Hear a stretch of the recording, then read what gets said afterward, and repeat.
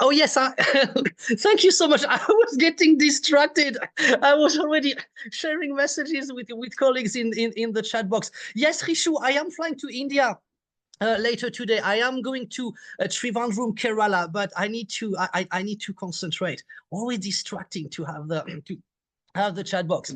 Thank you very much, Hilary, for inviting me. It's such a privilege for me to be here today. And since I completed my formal IB training, upskilling, it's called about the new EE guide last October, I have always cherished such opportunities to talk about the new EE guide and to contribute to the professional development of colleagues and thereby to have an impact on students. So today we are going to consider the new e-guide from a particular lens, from the lens of digital resources. Now, the words digital and online tend to be used interchangeably. This is what I tend to do. I am aware that there is a slight difference. Digital is broader. Digital included online resources when we are connected to the internet, and offline resources. For example, when we have downloaded an ebook, the main word I am going to use today would be digital for two reasons. I like the word digital. I find it very poetic and I find it very, very futuristic as well. You know, for me, digital makes me think of holographic interfaces, for example. So today you can think of a Venn diagram, Venn diagram for maths teacher. Hi, Barbara. I know Barbara is here. Venn diagram, extended essay guide, digital resources, how do they overlap? About the new extended essay guide, my friends, I draw your attention to the fact that, yes, it was released a few weeks ago. First assessment, May 2027. So it means we still have 4 examination session with the current guide. And I know there's always this tendency to be very excited whenever a new subject guide is produced and we almost want to adopt it immediately. We need to control ourselves and think, okay, this will be applied in 2 months' time.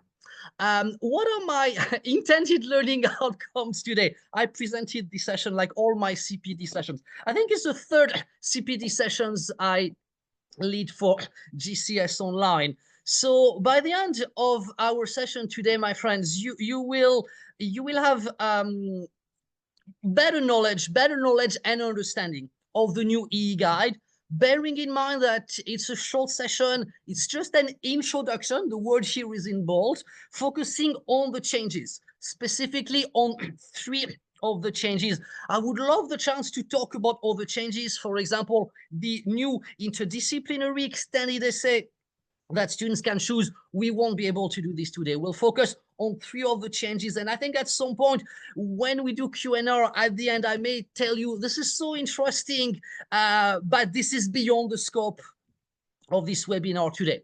I also want to give you new ideas about the use of digital resources. I know some of you are very familiar with digital resources. Other colleagues may so. So it's the opportunity to broaden our knowledge and understanding. And eventually, I want to sharpen your knowledge of the IB academic integrity policy, which is very close to my heart. So in the final part of our session, I will refer to the IB academic integrity policy. Those are the 3 learning outcomes. To help me reach them, I decided to structure our webinar as follows.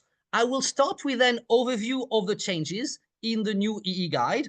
I will, in part 1, develop this topic of EE as academic research and digital resources. Every time you will see I emphasized here, underlined and in italics, and digital resources. I will talk briefly about the revised criteria and digital resources, and students as ethical researchers and digital resources.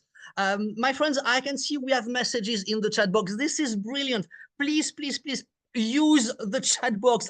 I will try to make this as interactive as possible. I know it is difficult for webinar. I've attended many webinars myself when I am not in front of the screen. I do something else at the same time. I kind of listen in the background, but I will do my best to make this as interactive as possible. Starting with the slide I created myself, there is no copyright issue there. It is about the new EE guide. And the key message here in the center, in the middle, is that most aspects are unchanged. The EE, the future EE, is very comparable to what the EE was before. 4,000 words academic research plus 500 words reflections, same benchmark, same expectations, same support process as well, allocated supervisor, 3 compulsory reflection sessions. And I really want to emphasize that, because when I did my upskilling workshop, we really emphasized what is different. And, you know, with some colleagues, we thought, oh my God, it's totally changing so much. Well, actually not. Most aspects are unchanged. This is reassuring for all of us experienced supervisors and coordinators. Some aspects have changed, and I have them around in red, starting with the aims. The aims have been slightly reworded, and I will comment on that. We have a new section in the guide called the ethical researcher. Again, this is one of the 3 points we will cover together. Subject-specific guidance has been streamlined for better or for worse. For example, within our group 3, individual and societies, we have guidance for the whole group. You know, before we had guidance for economics, business management, philosophy, psychology, ITGS, digital society. This is not the case anymore. Subject guidance is done by groups. Of course, for our maths colleagues, it's not going to make any difference. Some of the time constraints we had have gone, and this is so wonderful. It was, my friends, so complicated in history to have the 10-year rule. In economics, it was the 5-year rule. In global politics, it was the 17-year rule. So this is gone wonderful. The categories in language A and language B, they were meant to be helpful, but they were so confusing sometimes. We kept wondering, is it category 2A or 2B? Does it overlap? How do I handle this? All this is gone. Well, it's going. It will be gone in the new guide. Another key change is the fact we have to say goodbye to our friend World Studies Extended Essay. It's being absorbed in a new type of extended essay. Interdisciplinary extended essay is its official name. So we will not see the abbreviation World Studies Extended Essay anymore. It has morphed into something bigger, which is all about interdisciplinarity. The World Studies Extended Essay was interdisciplinary in a way. I wish I had time to tell you more about it, but I don't. Little changes, well, the reflection forms, we used to call it RPPF. It's lost 1P. Now it is the RPF. Still 500 words, but it will be written at the end of the process. As you know, right now it is fragmented. We have the 3 reflections corresponding more or less to the 3 compulsory reflection sessions with supervisors.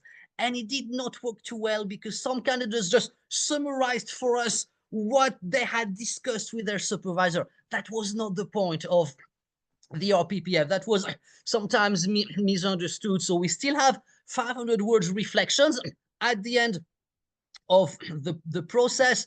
The criteria are new. This is the third aspect I will develop with you today, always with the link to digital resources. The grade descriptors, they've been slightly reworded, they've been clarified, and the guide has been also rewritten in a more student-friendly way. Some parts of it, some sections really have students as the intended audience. So this is an overall view of the new extended essay. Most aspects here in green in the center unchanged, but some aspects, this is what we have here in red all along, have changed. And I will start with the revised aims of the extended essay. Now, some of you, all of you colleagues, are very familiar with the aims as they are currently written. I let you reread them. They're on the screen right now.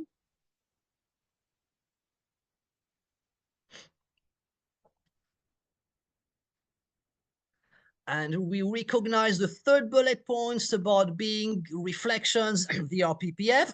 Second bullet point is about the ATL, the approaches to teaching and learning.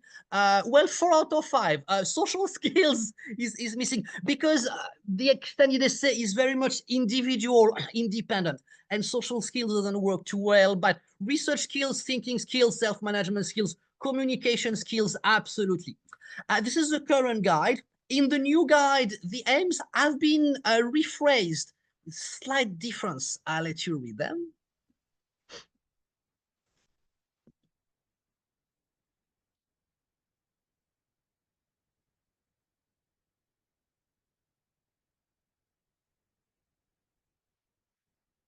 And of course, we could spend a long time comparing them, contrasting them. I'll just draw your attention to the third bullet point, still about the ATL. The fourth one, still about reflection. But we have a new word here. It's the word academic research, which we did not have before. And in a way, it was wrong not to have it because we all knew that the extended essay was an inquiry, was about academic research. This is now explicit.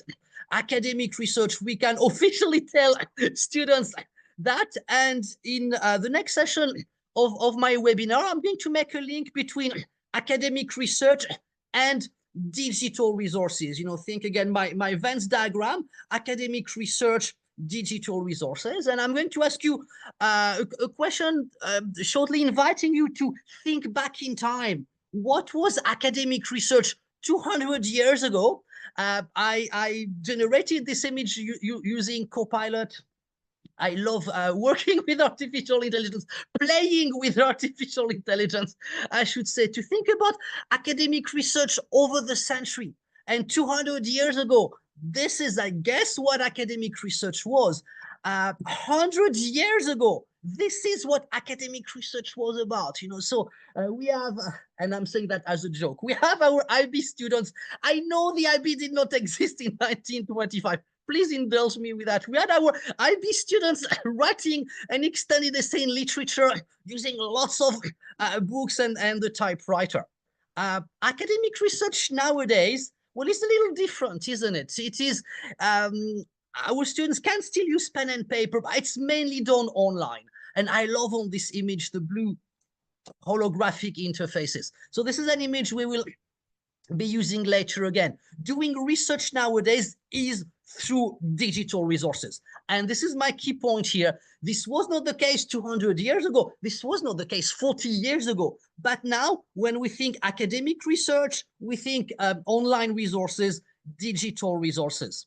So, my friend, I will invite you now in the chat box to share some ideas about what types of digital resources you think our students can use, should use, must use for their extended essay, for their academic research.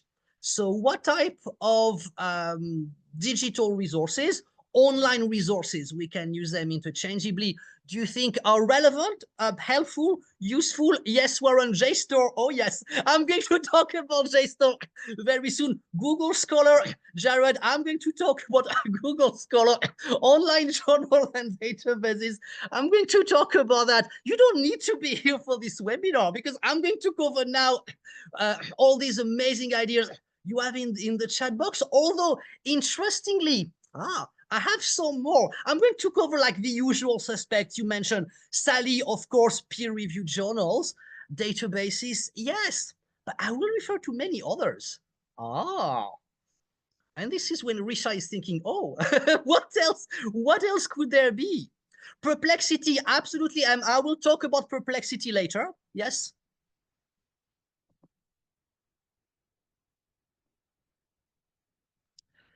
And I wonder, Hilary, right now, whether all participants can see each other messages.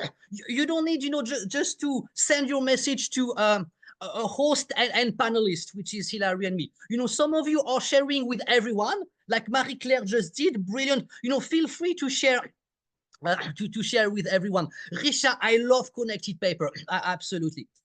So my first idea was academic journals. As we know, this is the epitome of academic research, peer-reviewed journals, And this is the model we have with our students. We know they're not at university yet, but the IB diploma is a pre-university course, so this is what we're aiming for. This is our inspiration. My second example is, I don't think any of you mentioned it actually, because we are way too digital, we are way too modern. We don't think about books and ebooks, digital versions, digital version of books that can be downloaded, and when they are downloaded and accessed offline, we rather refer to them as digital, because this is a format. I mentioned, the word database, which we can use in many different ways. JSTOR was best example. EBSCO is another one. I love that JSTOR. Online databases, library databases, statistical databases, Loykie databases, any type of database, absolutely is brilliant for this. Depending on the subject, newspaper collection can be very useful for an extended essay about history or about languages, possibly. In some subjects, maybe economics, global politics, students may use official archives, government documents, results from census. I also have in my list here, yes, museum catalogs, they are digital resources, library collections, maybe for some subjects like arts, visual arts. I also mentioned here open access repositories. Now, I love open access repositories. Number one, because they are free. They are free, they are immediate, and they provide access to research input to the most recently published research input back to the keyword. It is free, it is available, which is not always the case of some other resources. Reference works, so important. Reference works tend to be factual. We can think about dictionary, encyclopedias, but also handbooks. The books that our students use for their courses of economics, biology, digital society, they fall in the category of reference works. Now, of course, we want students to go beyond their handbooks, but they are part of digital resources that can be used and contribute to academic research. And in my subject, I noticed more and more students quoting university theses and dissertations, because many bachelor, master's, PhD students publish their thesis online. And of course, our students are really proud when they can quote a master's thesis from Berkeley University. And this is where I would sometimes tell my students as supervisor, it's great, this resource, have a look at the bibliography, because in the bibliography, you could find one academic journal you are going to use rather than using work produced by another students. Okay, it's a student who may be 5 years, 10 years older than you, but there is this issue of quality, validity, reliability. It's not because a master's student has written a master's thesis published online that it is credible, valid, reliable. So, this is where we need to help students with our digital research skills, how I call them here. And when I say we, it could be we librarians, we teachers, supervisors, coordinators. Different schools have different arrangements. In some schools, there are central services helping students learn how to use artificial intelligence tools, learn how to search for high quality online sources and research and resources. Students cannot on their own know about Boolean operators. They are very easy, but someone needs to teach you how to use them. Someone needs to teach students about evaluating the validity, reliability, credibility of the sources. For example, when it's a thesis by bachelor students, it is online. Is it valid, reliable, credible? Again, I could do an entire webinar just about this. Maybe Hilary will think about that one day. Citing and referencing, we want to avoid, the P word about plagiarism. This is another I've got lots of topics I love talking about. This is another one of them. We're not going to talk much about citing and referencing, except at the end of our session about academic integrity today. But this is part of the fact that students are using those digital resources. They need support. They need to be told how to do it, and they need us as educators to give them a frame, to give them help. And this is where, just to make Hillary blush, I went to the website of GCS Online, had a look at the resources available for the IB, you know, and we have a direct access to JSTOR that one of you mentioned straight away earlier. It's regarded as one of the best databases. In JSTOR, there is a part called ArtStore. I don't know if you're familiar with it. It's a wealth of images, which in a way is better than looking for Google for Google Image, and it enables you to get copyright sorted out, etc. Gale in context, you know, is brilliant as well. Multimedia, you have video resources, you have audio clips as well, really good for extended essays. My favorite, and it's a bit geeky, is Comics Plus. Comics Plus gives you access to lots of comics and manga that you can enjoy yourself, or that you can also use with your students as well. If you start thinking, well, my students use mangas, why would not I use in my own teaching some of those resources? Bottom right of the screen here is another screenshot, direct link to Bloomsbury Cite Them Right. I don't know if you've used Cite Them Right. It is a brilliant referencing tools. It gives example to students about how to present their bibliography with a range of referencing styles, because it is so complicated when you're an IB student. You're told to use something called APA, something called MLA, something called Harvard Referencing System, and there is Vancouver. And it is hard to be a student. And on top of everything, having to learn about referencing skills. So Cite Them Right is brilliant. So I know I'm going quite fast, my friends, but it is an overview of the changes. I started with the revised aims that led me to say a few words about academic research. We're moving now, yes, it's in blue here. We're moving now to the second topic of my presentation. On the other side of the screen, it is about criteria. It is about the new criteria we have with the new extended essay. Again, I say new, it's just been released. They will not be applied yet until May 2027. And the first thing I want to share with you is what not to do. I want to tell you about a comparison that does not work. The following does not work. Putting the current guide next to the new guide and thinking, let's compare criterion A, let's compare criterion B. This, my friend, does not work. Don't do that. Okay, it could work, for example, for criterion B, because criterion B has the same name, knowledge and understanding, worth 6 marks. It is more or less the same, not exactly the same. I'll go back to that a little later. For criterion B, maybe you're thinking, Loykie, come on, why do you tell us we cannot compare? Of course we can compare criterion B. Yeah.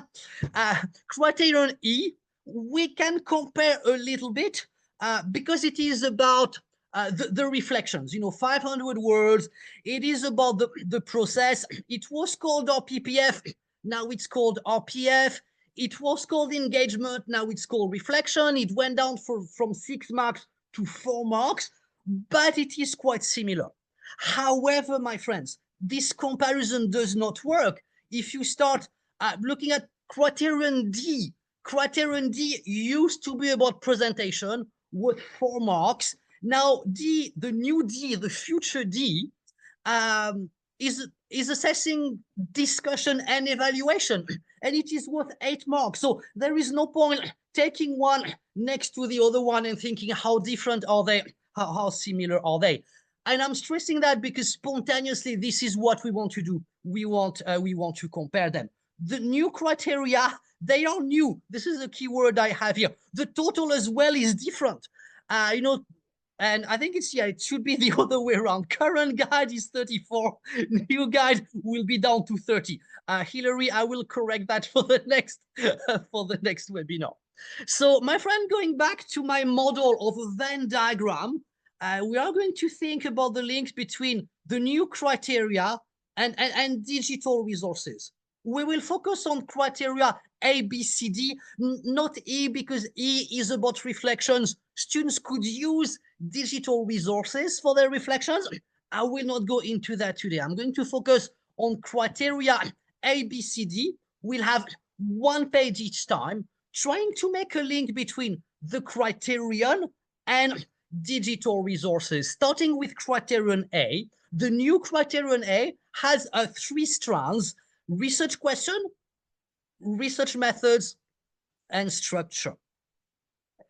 Now, how can we link this to digital resources? So this is where, my friends, I would like you to use the chat box again and think about the link between the new criterion A and digital resources. And please, in the chat box, share some ideas about that. And feel free to use the chat box, sharing with everyone. You know, I can see that some of you share just with host and panelists, which is Hilary and me. Feel free to share messages with other colleagues about the type of resources that we can recommend to our students. And of course, as we said earlier, extended essay is academic research. And, you know, as Risha sent me a message, yeah, connected paper, absolutely, brilliant. I love the way you worded this, Risha, helping students hammer down on a specific idea of topic. I could not have said it better, Risha. My starting point, and it will be in blue on the right-hand side of the screen, is giving students an academic article, you know, as a model. We mentioned academic articles earlier, peer-reviewed journal. Well, this can help students understand what in our subject is research. And, you know, research is different from chemistry to economics, from language A to dance. So we need to help students understand what is research in our disciplinary context, and even more so, what is research in interdisciplinary context for the interdisciplinary pathways, helping students find out what has been published on the topic. In some subjects, students will do literature review. In others, it's not expected, but it can really help for inspiration. And as Marie-Claire is writing, yes, using academic articles, brilliant to help them structure the essay. Marie-Claire, I could not have said it better, Marie-Claire. You are brilliant, absolutely. Recently, I discovered something fun. It's called research question generators. Write down this sentence, have a look later. You know, it helps students, it helps us craft precise and researchable questions. I did not know that existed. I've used different type of generators before, but not for research question, for extended essay. And yes, someone invented that. So have a look at research question generators. Can help with criterion A. Yeah, I cannot probably replace yet, you know, the teacher, for example, Risha or Marie-Claire, having a look at the question written by the student and say, nah, that's not feasible. I see where you're going. Let's tweak that word. But that can help go in the right direction. So, my friend, this is for criterion A. I know I go quite quickly, but we have many criteria to go through. The next one is criterion B, knowledge and understanding. It has 3 strands, which amusingly have the word knowledge and understanding, but I draw your attention to something new, the fact that we have understanding concepts. It's not the case in the current guide. The current guide does not refer explicitly to concepts about criterion B. In the new guide, students will be expected to refer to concepts.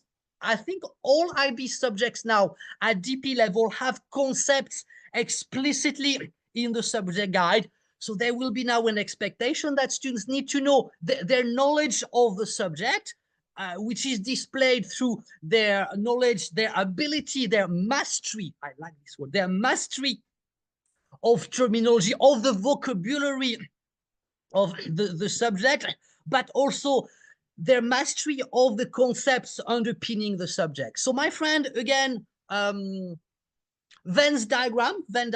How do we link criterion B and digital resources? I give you time to think about that and share some answers in the chat box. Marion, thank you so much for mentioning Elicit. Yeah, absolutely. Yes. But Loykie, let's concentrate about, okay, linking criterion B and digital resources. Ebooks, absolutely, Richard. I think it's I don't know if it's my first or second bullet point. Yes, brilliant, Richard.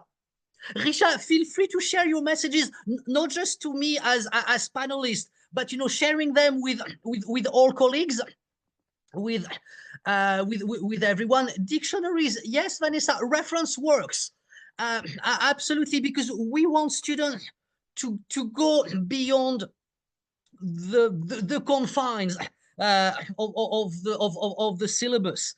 And there are some websites, Coursera, Khan Academy, I mentioned here, give students online courses, online lectures, ebooks, dictionaries, to deepen their subject knowledge. And I think I should have emboldened this as well.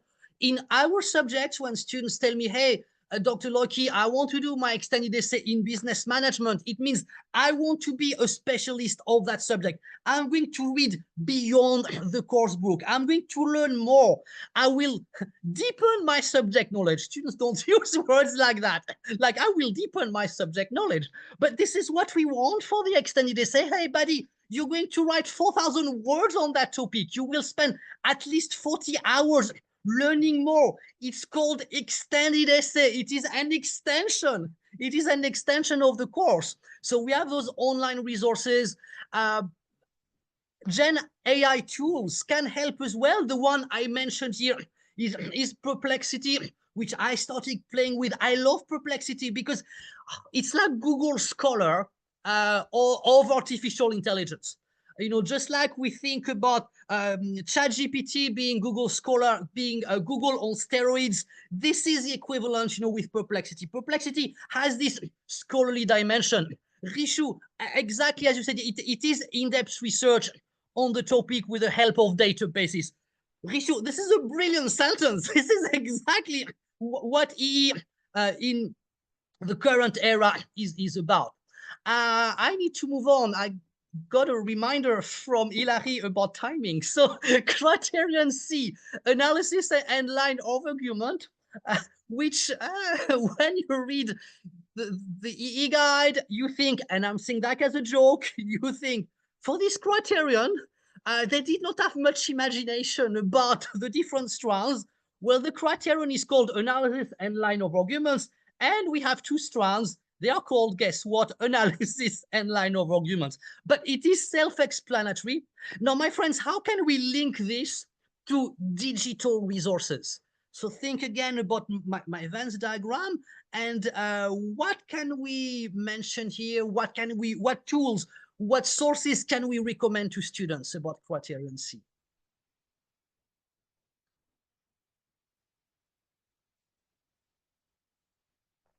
And you make a very good point. This could be the topic of another discussion. Absolutely. Yes, Lit Review, brilliant. Rishu, comparing students' research. I think I've got this for my next slide. Actually, Rishu, you've seen my slides. Peer-reviewed argument. Yes, absolutely. I got a reminder. Please, my friends, can you post to everyone, not just to me as host? I am a panel member, not just to Hillary and me, because we get lots of I get lots of messages on my screen, but few of them are sent to everyone. So Sally's message sent to everyone, absolutely. Vanessa, yes, peer-reviewed arguments. Vanessa, can you please post it? Not just for hosts and panels, but for everyone. Don't be shy, Vanessa. Don't be shy, Vanessa. So for criterion C, I also thought about analysis using annotation tools. In some subjects, students may use data analysis software, visualization tools, mind mapping tools as well, can help some students for their line of argumentations. And I realize, you know, everything you've written in the chat box is actually very relevant for my next criterion, for criterion D, about discussion and evaluation, which has two strands: discuss and evaluate. And all your comments, literature review, peer-reviewed arguments is absolutely correct. It's where, as students, I will compare my findings from my experience in the lab, growing my little seeds, or from the interviews I carried out, or from applying a business model to a particular organization, to the existing literature. And that's so-called, it's very broad word, existing literature. I don't mean literature in the sense of language A and language B. Literature, what has been research published, disseminated on that topic. And this is where we go again to our usual suspect, JSTOR, using reference works, for example. I mentioned here reference management software, you know, EndNotes, cite them rights. They are so important for students to acknowledge their source. And this will bring me very shortly to the final part of my webinar.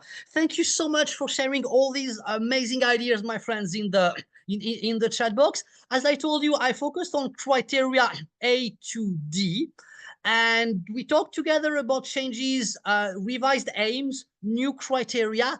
I want to say a few words about this new section in the guide called the ethical researcher, because I just mentioned the wealth of resources, online resources students can use, including generative artificial intelligence.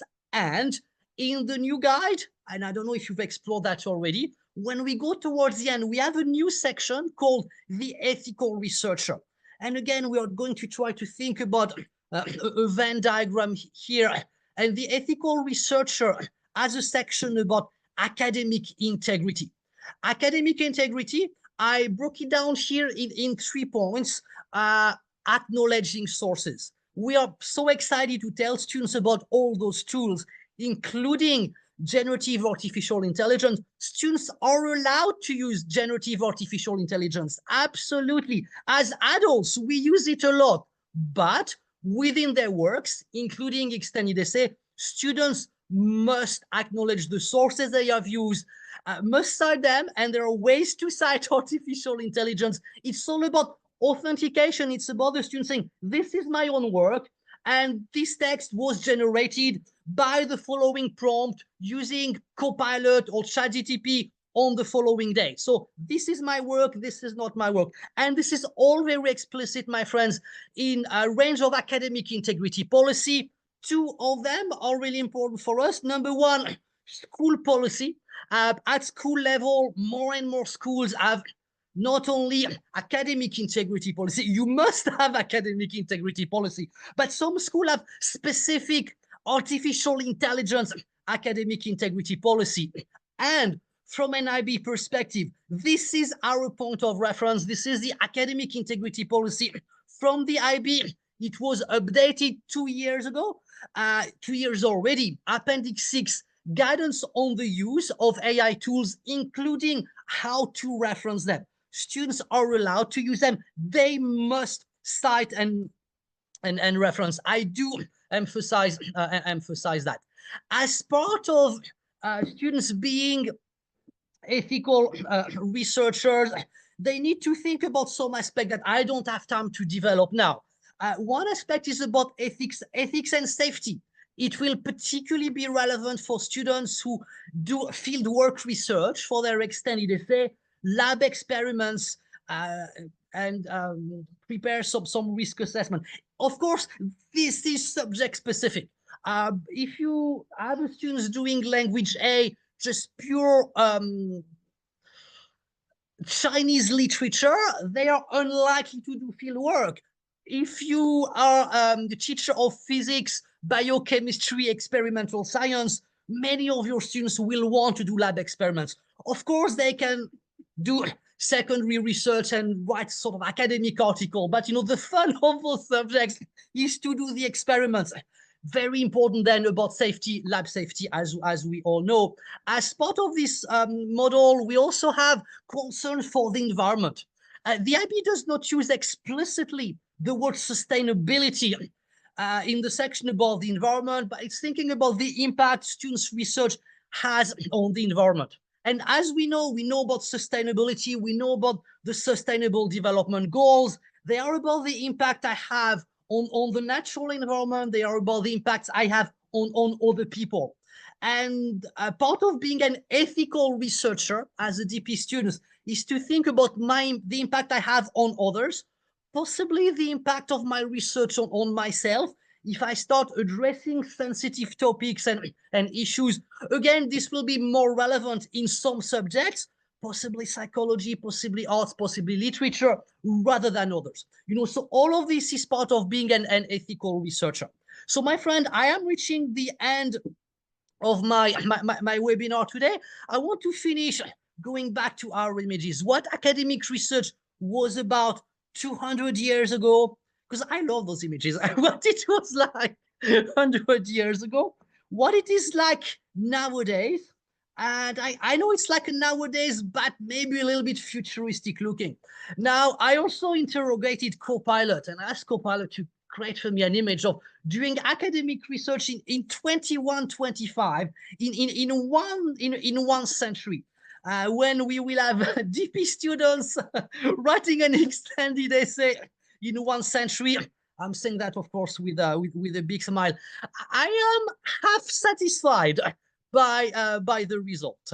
Here is what Copilot told me, or rather showed me. So I am half satisfied by it. I like the futuristic clothes. They're a little bit medieval at the same time. It's a little bit sci-fi. I love the holographic interfaces. And when I have time, I will interrogate other generative AI image generators to try to get what academic research in one century could be like. So with a big smile, this is where I am going to put an end very shortly to my session.